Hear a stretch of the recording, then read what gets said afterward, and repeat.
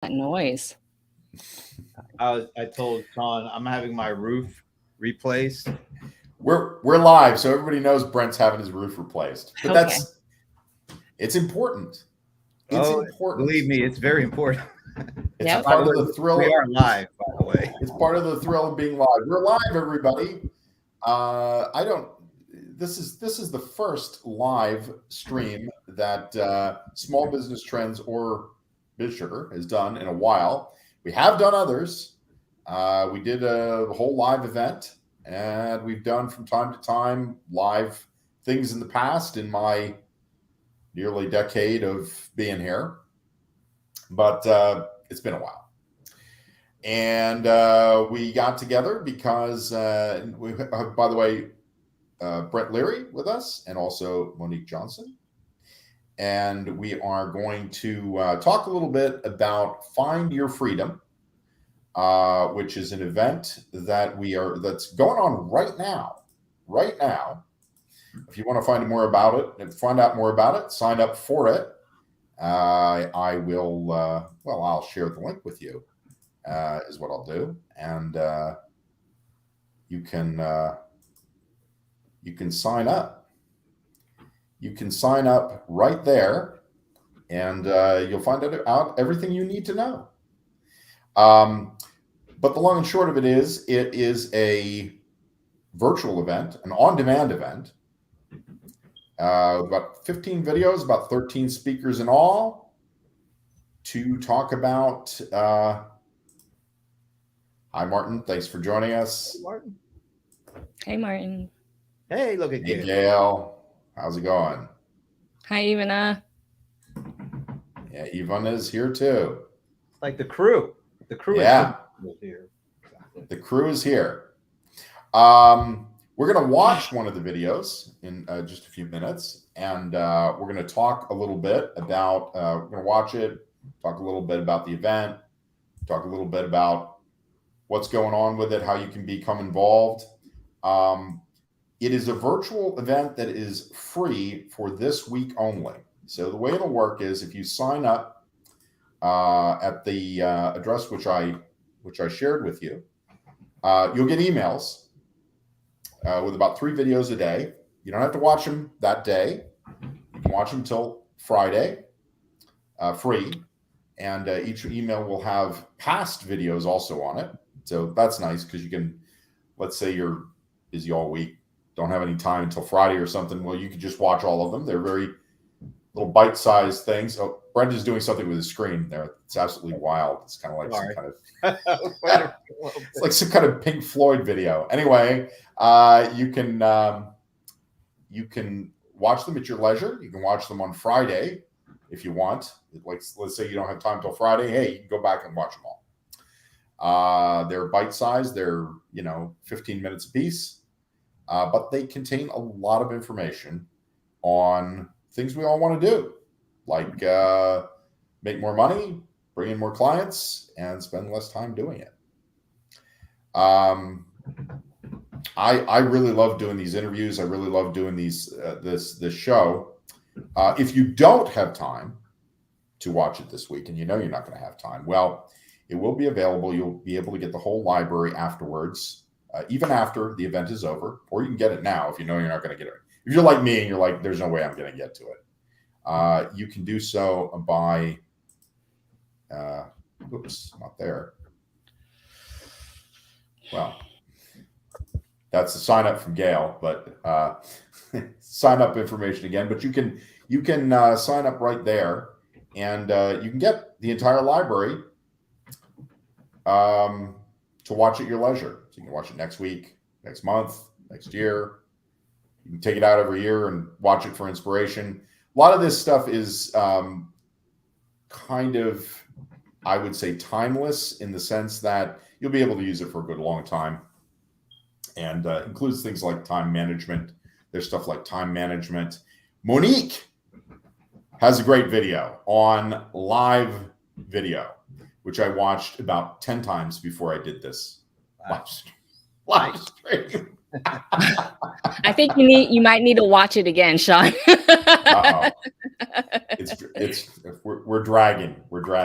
She's Monique, you want to talk a little bit about we had a great conversation about live streaming. And one of the things we talked about was the thing kind of how you use it to drive sales, how you use it to bring in clients. You want to mention just a couple of things quick before we watch the video?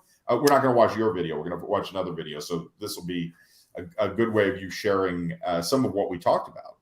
Sure. And quite frankly, I don't remember what I said, but I know it was good stuff. It was brilliant. Yes. And so I apologize if I'm repeating anything that was recorded before, but video is here to stay, you all. Video, live streaming. As many of you all are trying to deny it, don't want to use the horrible excuse of allowing a camera to stop you from, showing the world your value and what it is you can do to help people. You need to get over it because it's here to stay. It's not going anywhere. And quite frankly, it's the quickest and easiest medium to set yourself apart from competitors, to easily get visibility, to gain traction with customers, even just simply helping build your customer journey, your sales pipeline. Video is the way to go to make that happen. No one can convince me otherwise. And I'm not saying that other means of digital marketing is not important, but imagine whatever it is that you're very passionate about or you're feeling is very important. Imagine just the amplification once you add video to it. So that's just something that I think everyone can benefit from. And it's just simply getting started with one of these. That's all you need. You don't need fancy equipment like what Brent and I are using. You can even just simply use your webcam at that. But there's also some statistics about initial first impression digitally wise. So once you get the flow of things, then of course you can upgrade your equipment. But I say that to say, video is here to stay. And Brent is definitely an expert on live streaming. He's been able to garner business for himself. And I just love how he's been utilizing it just simply by streaming, like how we're doing right now. Monique's going to give me a lot of notes afterwards, and I'm still going to stream again.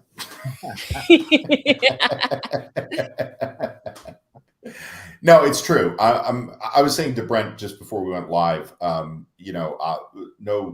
because we don't do this very often. I was really pretty nervous. You get pretty nervous. You think to yourself, oh, something's going to go wrong. We're going to do something wrong. Something's going to go badly. I'm going to share this video. It's not going to share. We're going to see that in a minute. It will share. I tested it. But it's live. People are working on Brent's roof. Everybody thinks everybody thinks it's horrendous and it's scary, but it's something that you have to get used to, like anything else. There you go. I'm just reading Martin. Thank you, Martin. So maybe, Shawn, I know there's different layouts. You probably want to try a different layout, maybe the vertical one. Let me see here. Oh, I know what happened there. Man, I don't know. Thank you, Martin. Shout out to Martin. This is why we love live streaming, you all. You get initial feedback. You can fix it on the fly. Boom. There you go. He must be watching it on LinkedIn. Oh, okay. Yep. Oh, yeah. I didn't think about that. It's okay. Well, this is a learning process, right, Shawn? Yeah. It is. Mm-hmm. It is. That is exactly what it is. So guys, I thought we would watch one of these videos a little bit. Brent gave me this idea. He showed me kind of a watch party that they did of an event. And I thought, hey, let's watch one of them. And so what we're going to watch here is we're going to watch a presentation by Brian Hawkins. He is the marketing manager at a company called, of all things, Ghost Bed, which sells beds, but they use sales funnels extensively.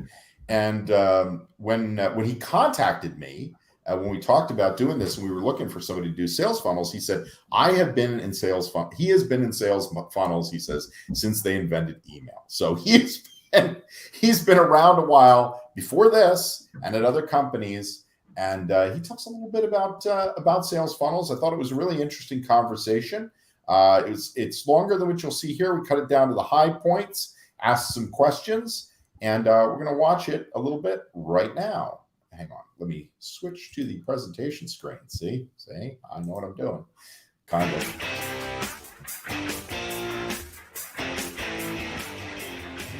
Thanks to Ivana Taylor, who provided the all the intro stuff. Woohoo! Go Ivana! Making me look cool. Got that the nice music, got the nice imagery. If you were to describe in a very simple way, maybe we should include this for, depending on who's watching, what a sales funnel is. If you were to define it in a very, very simple way for somebody who says, what exactly is it? What am I supposed to do? How would you describe a sales funnel? A sales funnel is, you're trying to get a home run, but you bat singles. You don't try to go for the sale right away. Sports you metaphor, provide Brent. something of value here. You're going to pitch a few balls. You only have to, what's the 300 average to be able to get to. So just focus on batting singles and providing value.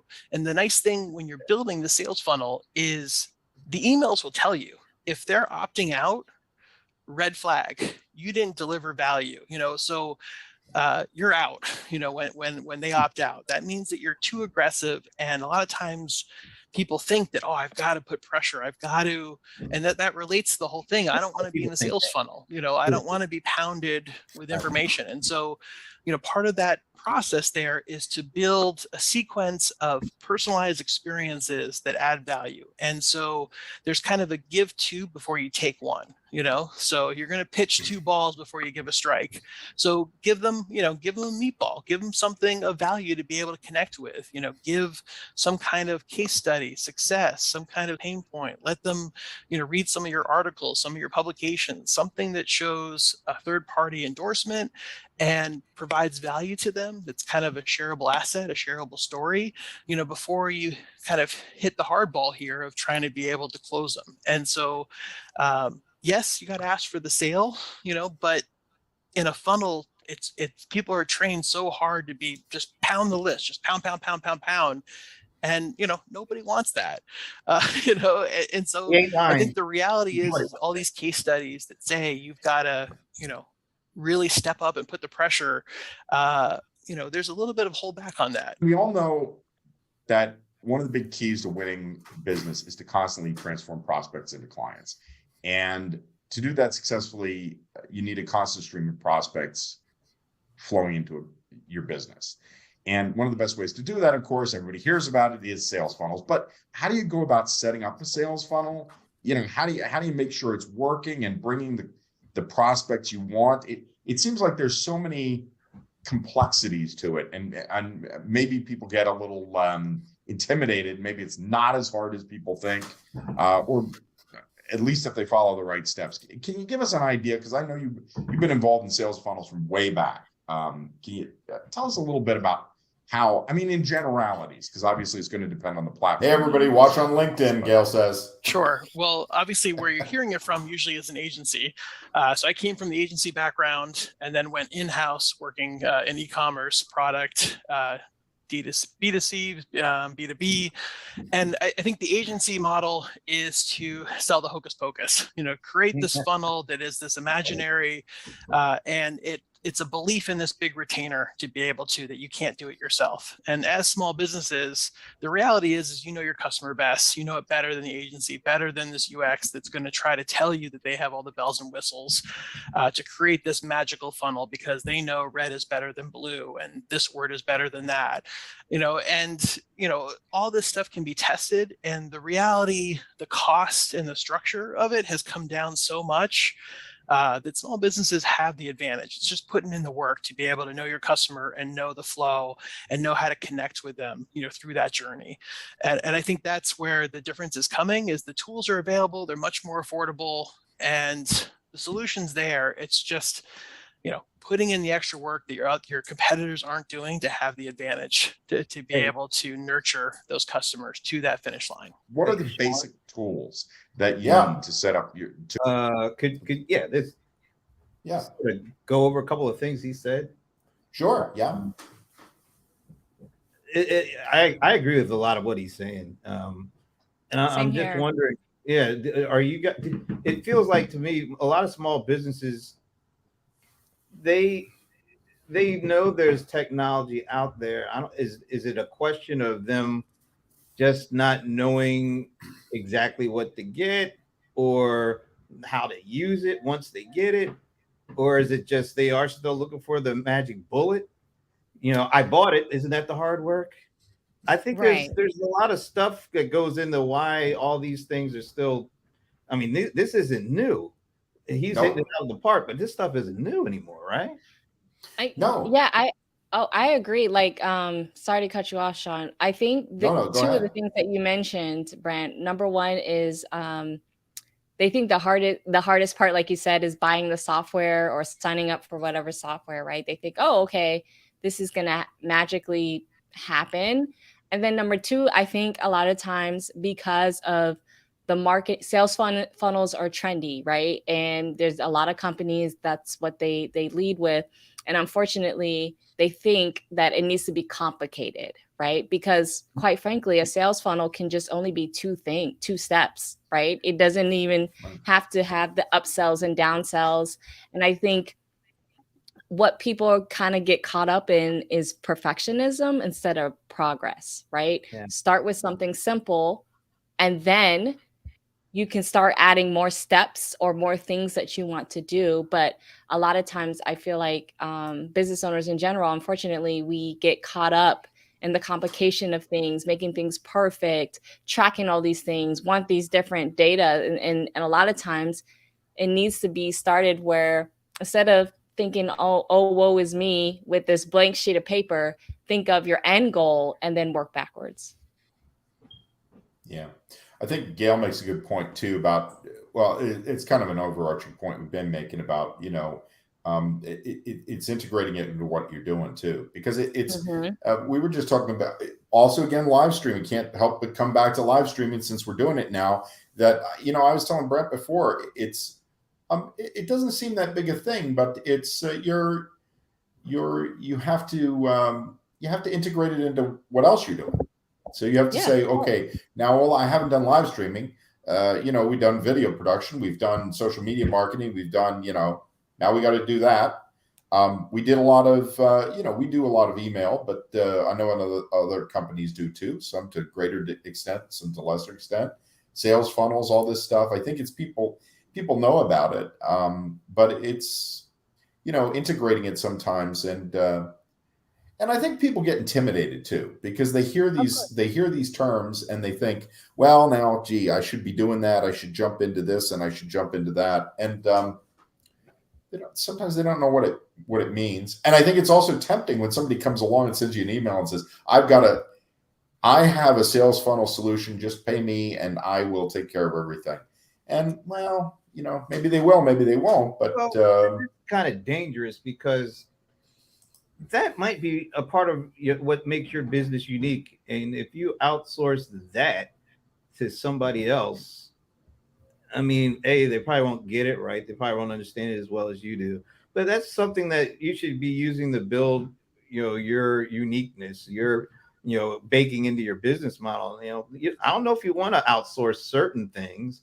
Right. If it's not core to your business, yeah, it makes sense. But some of the stuff that used to not be core to our business kind of is now. And if you're just kind of looking because it's maybe not the thing that you like doing the most, you just want to throw it out to somebody, to do it. That might work in the short term, but it might not be the best thing in the long term either. Barry Maltz, who also did one of these shows, he said, interestingly, he talks about delegation in this event. And I want to encourage everybody to also go check out the event for that one. Another great one. But he talks about how one of the last things you might want to delegate is sales, because it's kind of what you do. Granted, you're making your product, you're making your service, you're providing that. But he said, like, oftentimes people that's the first thing they want to get rid of. They want to hire somebody to sell, but it's selling your product. Who's better to advocate for that or to decide how to do that than you. that that's and the kind of sales interesting. people are the ones that are actually doing a lot of the interacting with the prospects Right. and customers. And that could be valuable knowledge and insight that doesn't make its way back into the core business if you're just, kind of farming it out to somebody who's just going to do it as sort of their business amongst all the other companies they work with. Well, I want to get back to the video, but I tell a story about that that's kind of interesting, and it kind of gets into the sales funnels and everything. Some years ago, my wife and I got involved with trying to build a local news hub, and we hired somebody. The first thing that nobody wanted to do was sales. Nobody wanted to sell ads on this thing. Nobody. We wanted to build it. We wanted to write articles for it. That was all fun. Nobody wanted to do ads. And we tried to hire a bunch of salespeople. And what happened was they came back and they didn't know our product. They went out and all they had was a big list of things that we were doing wrong. And they just could not sell the product until we changed this and we changed that. And we changed the other thing. And we weren't talking to the customer. That was the whole problem. We weren't talking to the customer. We were talking to the salesperson who was talking to the customer, who was saying, well, there's all these things wrong with your product. But that's another thing that's kind of interesting. And he's going to talk about that too, how the sales funnel and sales in general can be a way you can find out what you're doing wrong too. You can get information from your customers about what you're doing wrong, maybe.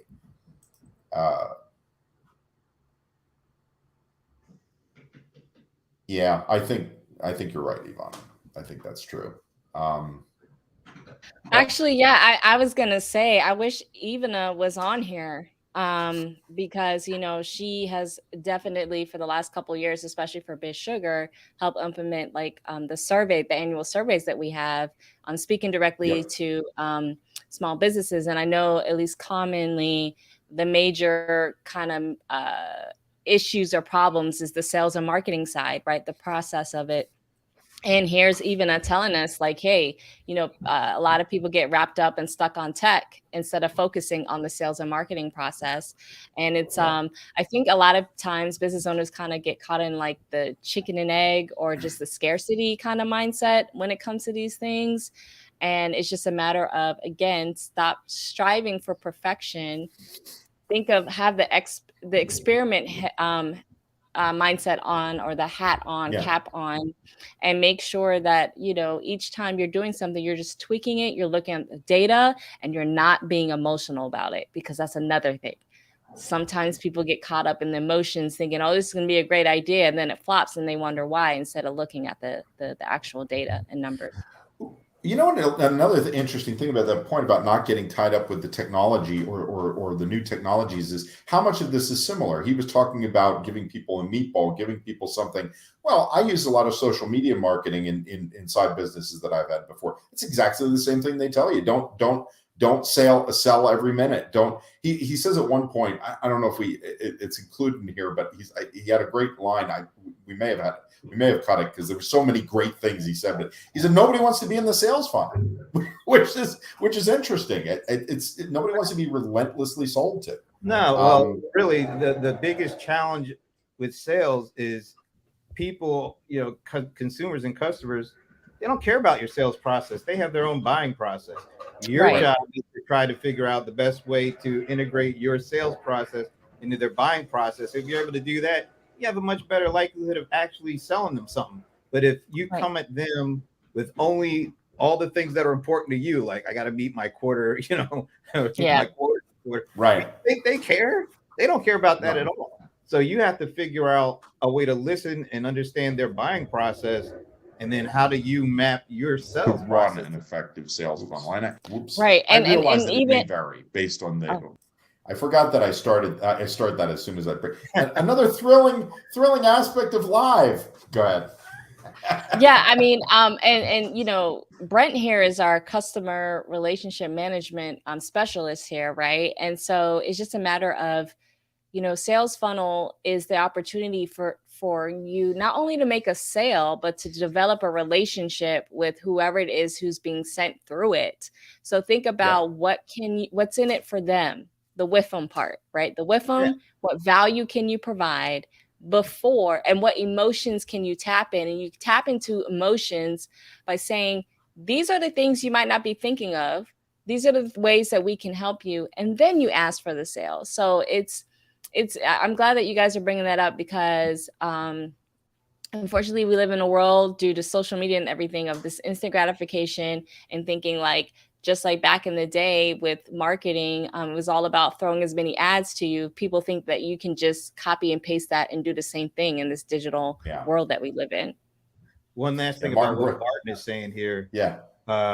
He's absolutely right. Most of us just want to buy. We don't want to be sold to. You want to be, yeah. And Exactly. to the point of, there's a recent survey that a buddy of mine did when he was heading up research for it was G2 Crowd. I guess they call it G2 now. I think he said that upwards of 68% of people buying have already made their purchasing decision before they even reach out to a salesperson. So 2 out of 3 people have already determined. So you got to figure out, well, what are they determining without me being a part of it? And then how do you become part of it? And that's not, well, I got to sell because my quarter close is coming up. They don't care. So you really have to understand what's driving them, not what's driving you. We know what's driving you. Right.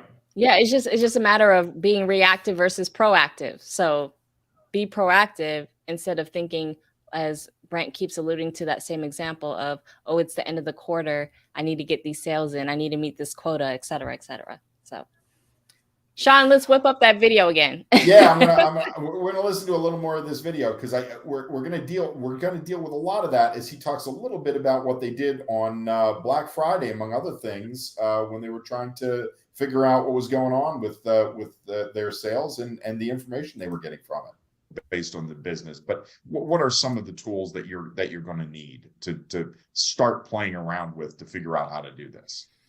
Sure. Well, it's the California gold rush, and the people that sold the shovels make the money. So the people that sell these shiny tools to say it's going to be your next gold, and a lot of times there's that shiny object syndrome where you're always kind of chasing the next tool, the next thing.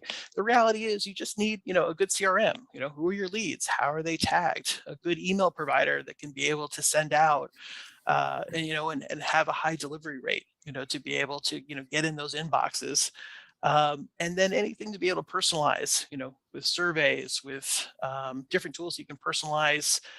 Knowing the messaging and knowing your audience is going to help. And those tools are coming down in price and less,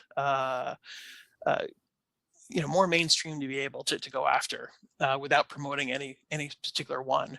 I loved something that you said earlier. You said nobody wants to be in the sales funnel.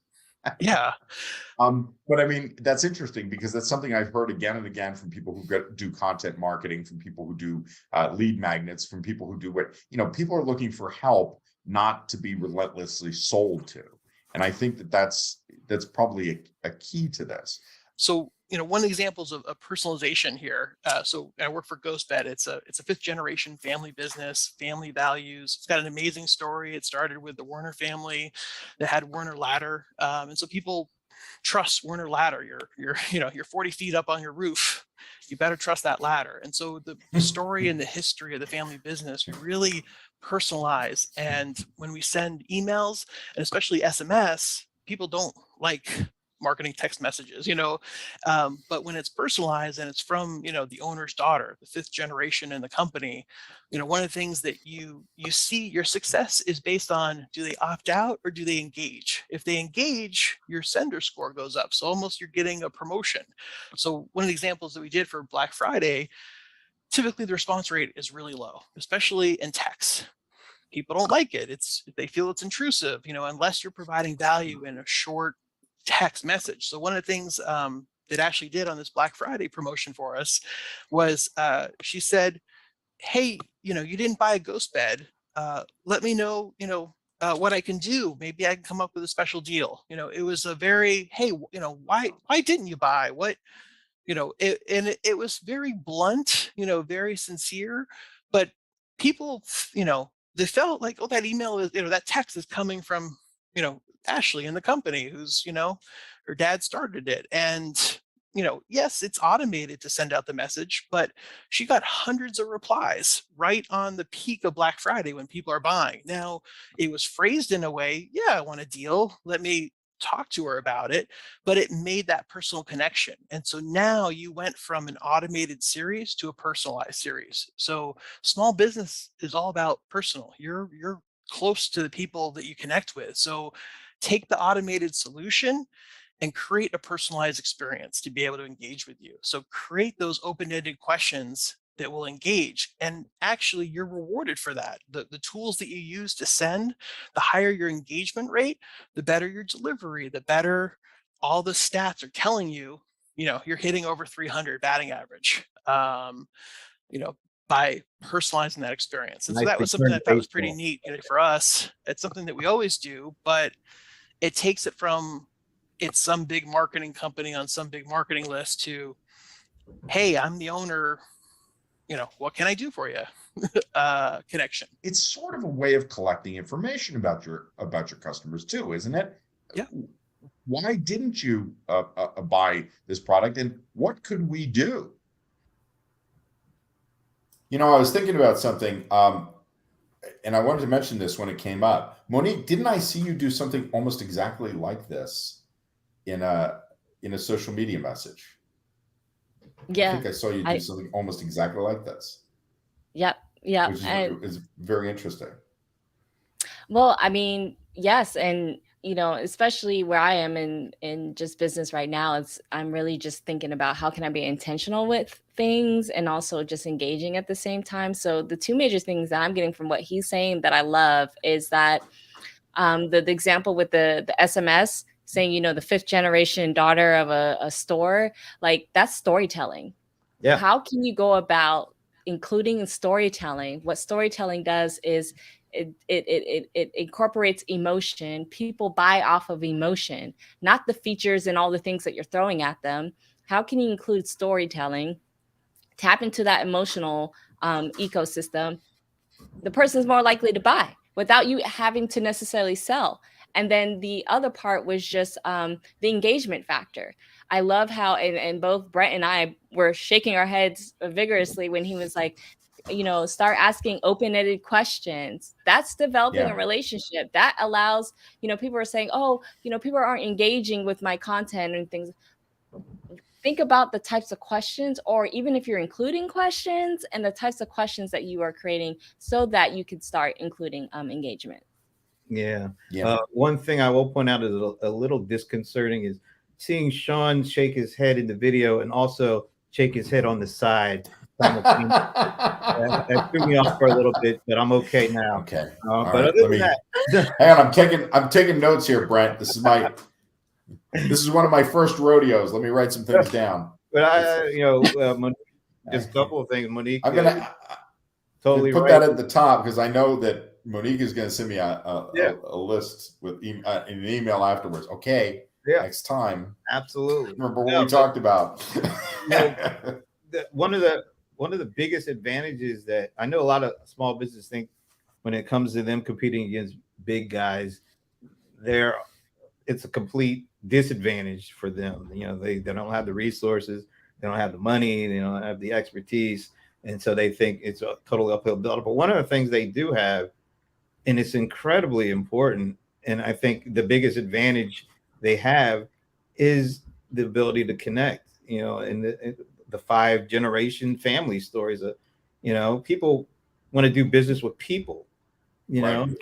People work at brands and brands work at companies and all that, but it starts with people. And I think small businesses sometimes, maybe the biggest challenge they have is how do they leverage this modern technology that lets it possible for them to reach a huge amount of people and scale in ways they can imagine, but to do so in a way that still allows them to use their advantage the most, and that's being personable, being able to talk about, talk to a customer and show that you can relate to them, because sometimes big enterprises just can't. So I think that's the big thing that comes across when he talks about it, use that example. Yeah. That, and in fact, that gives an advantage, right? Of being a small business. Like, instead of just trying to think, oh, I can't go against the Google, the Facebook, the Apple. Well, there's a major advantage of you being smaller, the smaller guy. How can you go about developing that relationship? Because you can do it a whole lot quicker than the bigger brands can. Yeah, true. Well, let's watch some more, shall we? Yeah, let's see you shake your head twice. That would make you want to become a customer, make you want to become a client, not in a way that's pushy, but in a way that's you're collecting information. Maybe you're doing something wrong, and this is a great way of finding out. Could you talk a little bit about how sales funnels could also be a way of gaining information, insight about your customers, maybe? Yeah, definitely. The sales funnel is creating a CRM. It's creating a database of knowledge. And so every time that they trigger a certain landing page on your website, a certain experience, that's a checkbox. You're starting to learn, oh, they're in this industry. Oh, they're in this pain. They're in this region. All those things can be collected as data points that you're starting to understand that customer. And while that question was pretty blunt, like, hey, what did I do wrong here? You're in my funnel. I've given you everything here, but today's the day to buy. It's Black Friday. Some people might come off a little harsh, but it comes off sincere, and that gets you a little bit of knowledge. And one of the things that we did is, obviously in the mattress industry, there's always a sale, and you have to kind of, you're creating that. But we actually switched providers for our pop-up software, because we switched to a software that actually gives us more survey and tools. And so we can now live get a pulse of what people are doing on our website based on the surveys. And a lot of times that told us a different story. That told us when they're in market. We think that, like, well, you're here on the site, you're ready to buy now. Well, that might not be the case. You might be 6 months, you might be 9 months, and especially for small business, they might be on that top of the funnel, middle, down. And as we start to identify with the survey, that's going into our funnel to say, okay, we'll pull the brakes. If you're not in the market right now, you can kind of understand, okay, how to engage, because again, you don't want them to hit the spam button. You don't want them to opt out. You want them to have a reason to come back to you. Can you give us some other examples? I mean, I thought that letter from the owner was a great example, but some other examples of things that businesses can put in their sales funnel that deliver real value instead of just relentlessly pounding and asking for a sale, or saying, hey, do you want a sale? If so, click this, and then we'll move you down the line. Because I think that turns people off. A small business here, you don't want to be just fighting on price. You're selling on service and value here. And so, if you're building the sales funnel that's all just about, well, what about the next deal, the next deal, the next deal, you haven't really hit a pain point or hit a connection or created the value proposition to be able to rise up, above your price. And that's where, this funnel creates that experience, for users to be able to see value in. As a marketing guy, I always ask the company, what's our bait?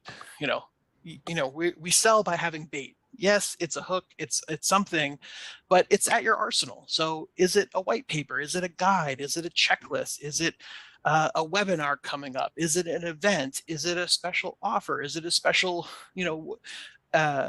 in business development, I manage the partnerships here.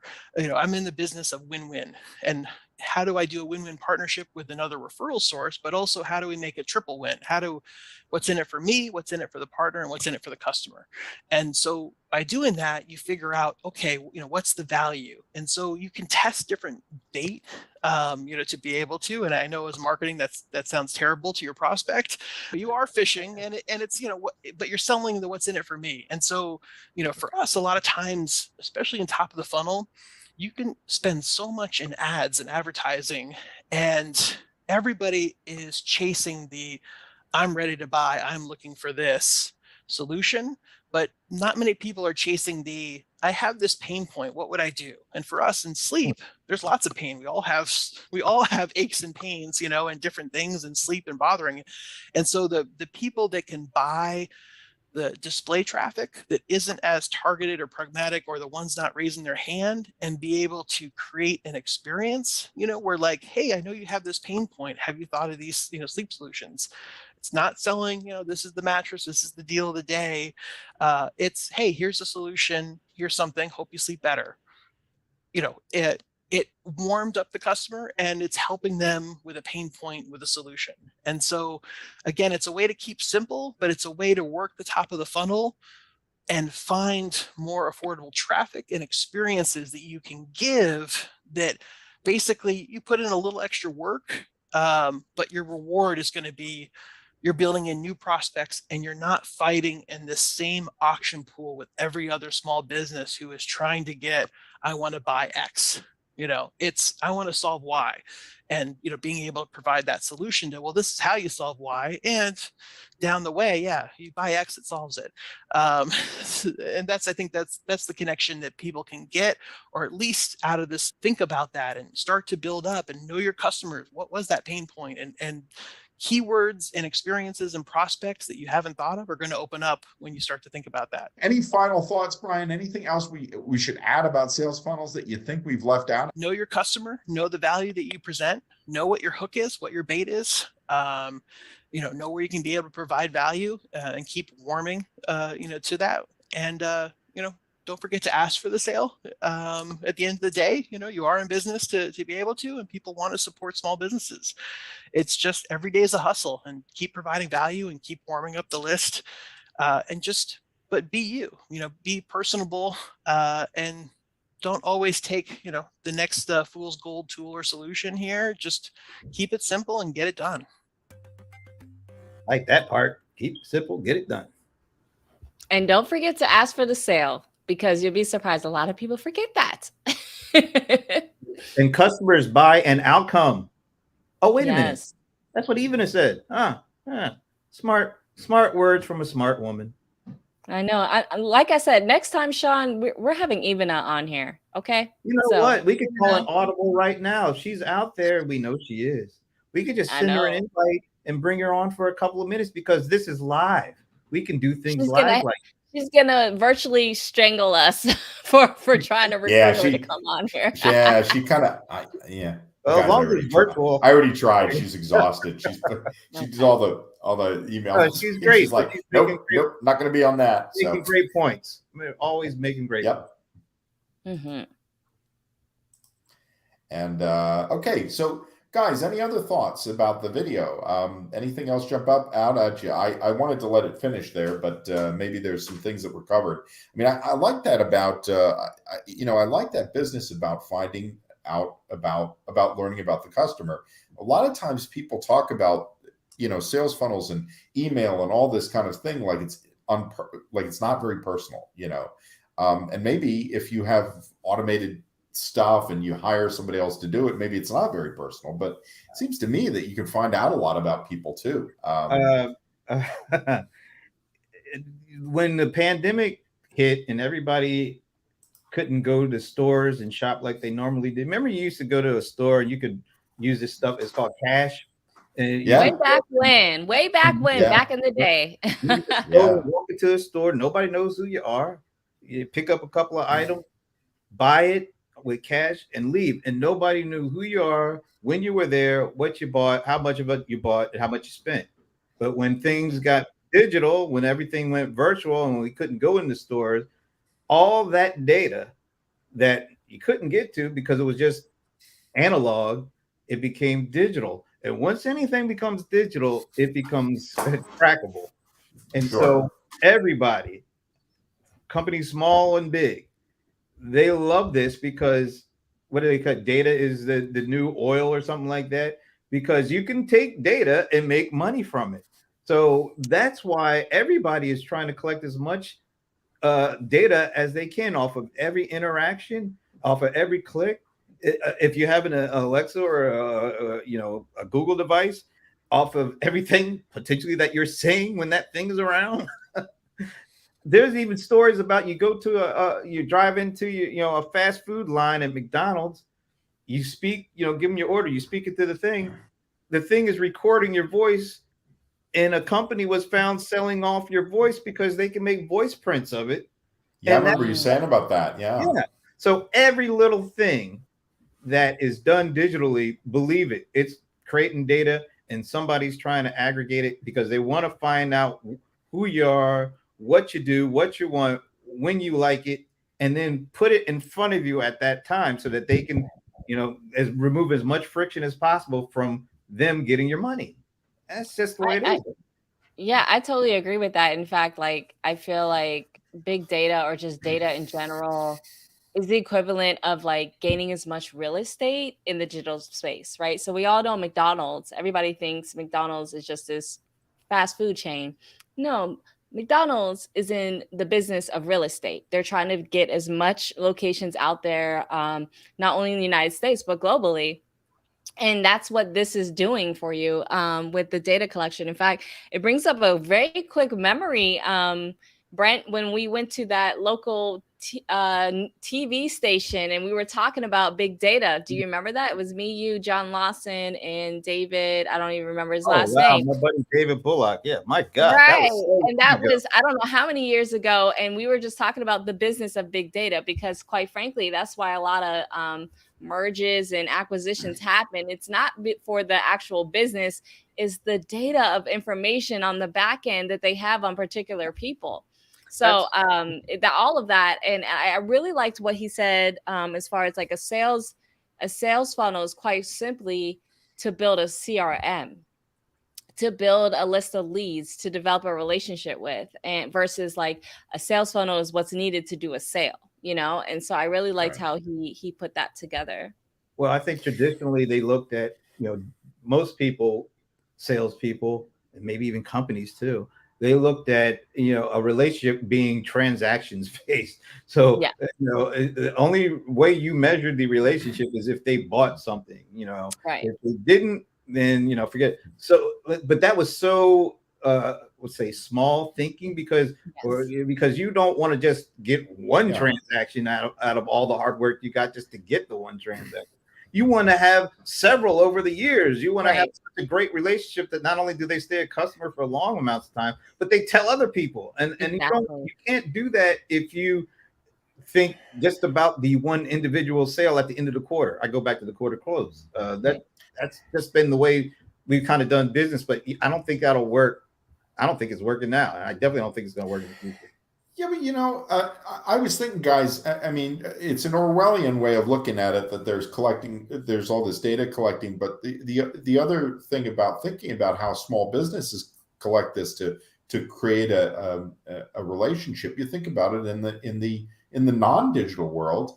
My wife used to, when she used to go to work, she used to stop at Starbucks, and the turnover was so quick, nobody knew her drink, nobody knew anything. This little coffee shop opened down the street, and she goes there now, and they had no trouble competing against Starbucks. They have the same people all the time. They know her. They say hello to her when she comes in. They know what she's drinking. They know how she likes her foam a certain way and everything else like that. And they know that. And that's an example of where a small business, and I think there's an analogy between that and the digital marketing we're talking about. There's a certain amount of that big businesses just can't do. They just don't have the capacity to. Oh, I agree. Well, yeah, that ties into directly what we were saying before. Like, being a small business owner actually gives you a lot of leverage, and it makes it easier for you to have that direct relationship versus a bigger Thank you, brand. Martin.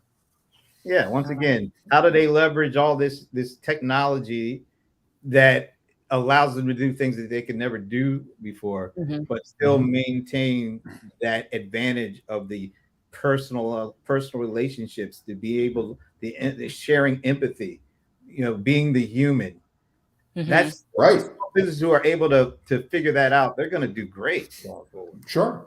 And quite frankly, the big brands, they don't know what they're doing. They're just throwing a bunch of money at the wall and see what sticks, right? And it's a matter of, I like how he mentioned like the top of funnel. It's all about the top of funnel for the big brands to say, oh, look at these numbers for that initial. But as far as like going down the funnel and get to the conversions and really see what's really developing there, a lot of the big brands don't know what they're doing. Just being we're reaching the top of the hour, but I wanted to mention something else, because I noticed both of you nodding your heads when he was talking about this whole idea of not everybody's ready for the sale now. Not everybody's raising their hand now. And if you don't use that opportunity, you have an opportunity to find out what people's pain point is, even if they're not willing to, even if they're not ready to buy now. And you have the opportunity to develop a relationship that might lead, as Brent was saying, to, multiple transactions and in a long-term relationship down the road. And we're going to talk a little bit about that, because sales funnel sounds like we're trying to make a sale now, but maybe not. You have a relationship funnel at this point. That's if you have a relationship the sales will come. But I think the emphasis, and I get it, you had the hunter mentality, you're hunting for stuff. So I get that, salespeople like to view themselves as, hunters and going out. All right. But I think, 68% of the people aren't even talking to you before they've already made the decision. So you got to change. If you operated one way 5 or 10 years ago, you might have to change not just, you might have to change your whole philosophy. And then if you're able to change your philosophy, then the tactics can come into play that fit that philosophy.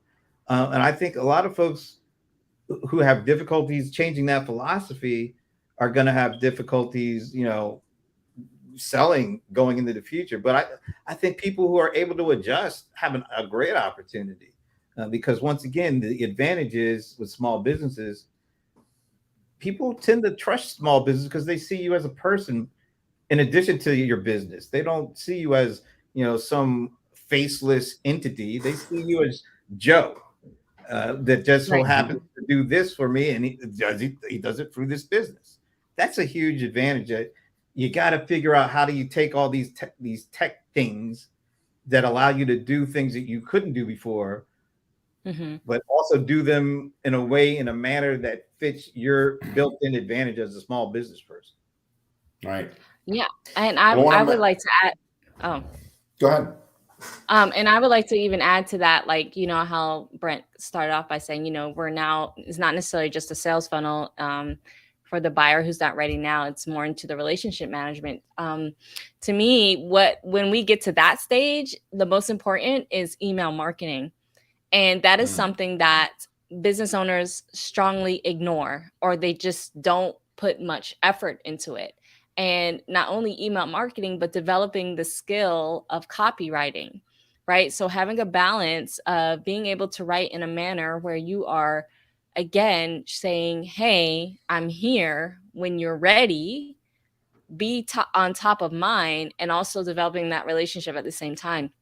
Because quite frankly, whether you are physical or digital, an email list is going to be the lowest hanging fruit for your buyers versus trying to do a sales funnel to a cold market.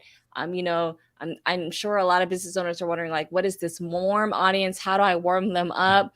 Like, and they're thinking the sales funnel is the way to do that. It's the email marketing and really taking time and effort to be consistently in their inbox, trying different things. And yes, we know people are getting inundated with emails all the time. But if you're able to create a presence in someone's mind where they're looking forward, or if they know, if they see this is being sent out from a particular company or business owner, they're more likely wanting to open it up. So I say that to say, to me, that just to me, that makes it even more important during that time. Go ahead, Brent. And I just broaden it out a little bit more. And in addition, because I'll be honest, I don't have an email list, and people are like, wait a minute, you got gray in your beard, you don't have it, and I really don't. But the thing that I think I've been fortunate to use something like LinkedIn, where I don't have these people's direct email addresses, but there's this thing, you're connected and they get notifications. And so I can send out, do an event. We did we do a weekly thing called CRM Players. And this January, the last 3 or 4 of these things that we've done in a span of an hour show, we have 100 comments. We can have 200 comments. We have lots of engagement, and that happens without any email marketing. But there's a mechanism that allows me to still, reach these people through a social network. YouTube is great. I mean, a buddy of mine, Jeff Brathwaite, he's built, I think it'll be close to 100,000 subscribers to his YouTube channel in a span of like 4 months through leveraging video and all the tagging and meta tagging and all that. But all these different ways that people are allowing you to engage them that may be a little bit less traditional than an email marketing thing, which I still think is important.